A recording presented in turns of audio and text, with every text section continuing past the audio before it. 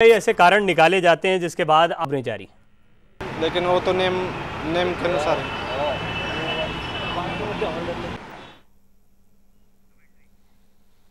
तो लोग निश्चित तौर पर परेशान होते हैं, लेकिन पुलिस सामने हो तो ऐसे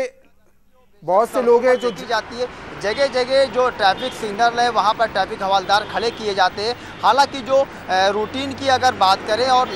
जो ट्रैफिक जो नियम है उसके अनुसार सिग्नल पे रहना चाहिए ट्रैफिक हवलदारों को, लेकिन बावजूद उसके वो 50 मीटर दूर के डिस्टेंस पे आके खड़े होते हैं। और अभी का जो मामला है ये हिंद माता के पास का मामला है और इस सिग्नल पर जिस तरह से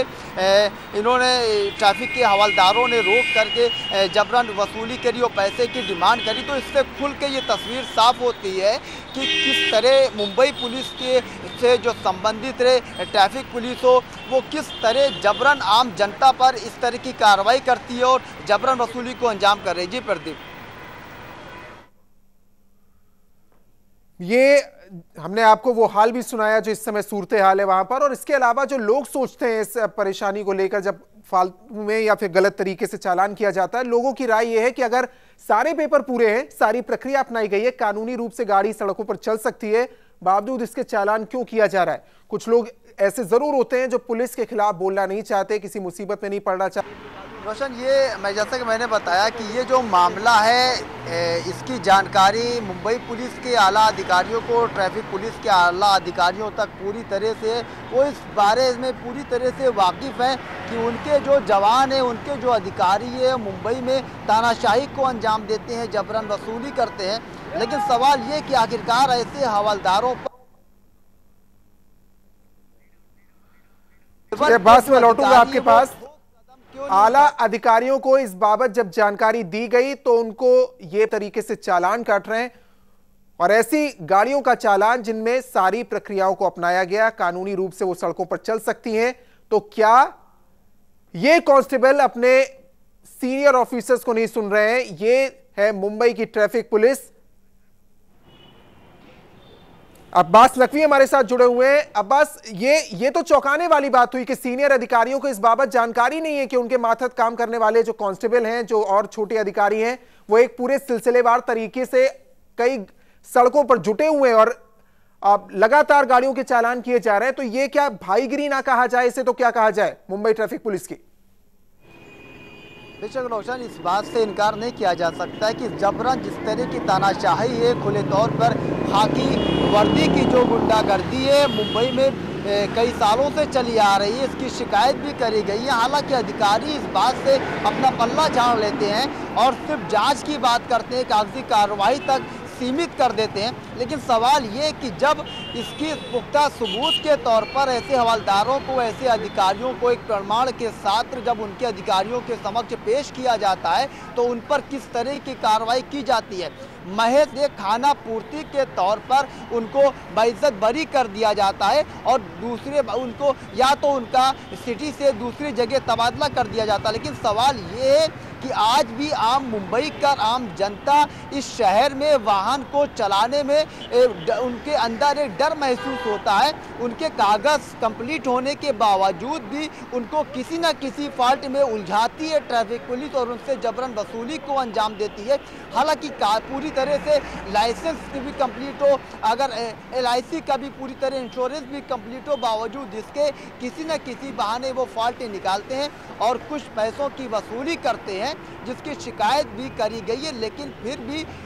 यही कहा जाएगा कि ट्रैफिक पुलिस के आला अधिकारी है, उनके कानों में जू नहीं रेंगती है, पूरे मामले को सिर्फ जांच पर आकर टाल देते हैं और आम मुंबईकरों को खाकी की गुंडागर्दी और तानाशाही का शिकार होना पड़ता है। जी रोशन। अब्बास, लेकिन आपने कहा कि जो सीनियर अधिकारी उनको जब इस बारे में बताया गया तो वो कोई कार्रवाई नहीं करते और बहुत ज्यादा प्रमाण देने पर कार्रवाई की जाती है और बहुत ज्यादा किया गया तो ट्रांसफर कर दिया जाता है। क्या ये नहीं माना जाए कि सीनियर अधिकारियों तक शय है, सीनियर अधिकारियों के नाक के नीचे सब कुछ हो रहा है, उनकी जानकारी पर हो रहा है, और सवाल इस अवैध वसूली में उन पर भी उठेंगे? वो इन सवालों से नहीं बच सकते हैं क्योंकि सब कुछ जानने के बाद भी कोई कार्रवाई उनकी ओर से नहीं की गई।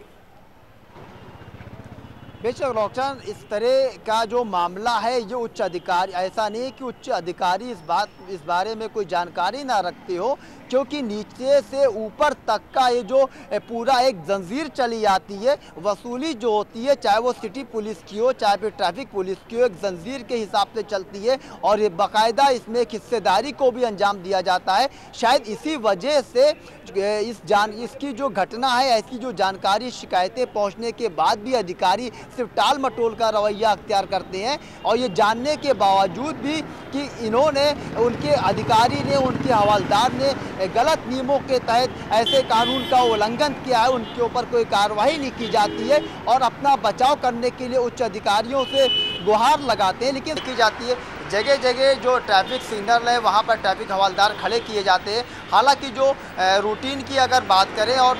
जो ट्रैफिक जो नियम है उसके अनुसार सिग्नल पे रहना चाहिए ट्रैफिक हवलदारों को, लेकिन बावजूद उसके वो 50 मीटर दूर के डिस्टेंस पे आके खड़े होते हैं। और अभी का जो मामला है ये हिंद माता के पास का मामला है और इस सिग्नल पर जिस तरह से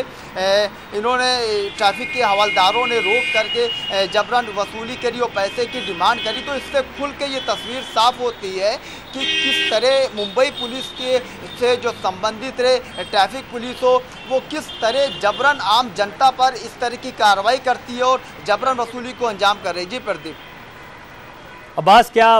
आला अधिकारियों को या बड़े अधिकारियों को इस बारे में जानकारी दी गई है कि किस तरह की ज्यादती सड़कों पर मुंबई ट्रैफिक पुलिस कर रही है आम लोगों के साथ?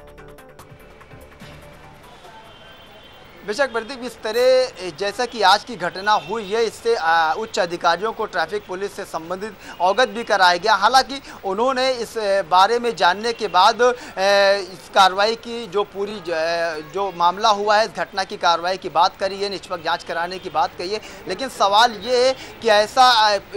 तो पहली बार नहीं हुआ है कि ट्रैफिक पुलिस की जो गुंडागर्दी है, मुंबई पुलिस की जो गुंडागर्दी है वो आम जनता पर पहली बार इस तरह देखी गई। इससे पहले भी आम जनता मुंबई पुलिस की तानाशाही का, गुंडागर्दी का शिकार हो चुकी है। शिकायतें भी लगातार ट्रैफिक पुलिस को करी गई, कमिश्नर तक को करी गई, लेकिन बात सिर्फ कागजी कार्रवाई तक रहकर सीमित हो जाती है और ऐसे में जो आम जनता है उनको भारी कठिनाइयों का सामना करना पड़ता है। हालांकि जो सुप्रीम कोर्ट का जो ऑर्डर निकाला गया है उसके बाद से जो गाड़ियों के काले शीशे की बात हो या फिर गाड़ियों के हेलमेट की बात हो,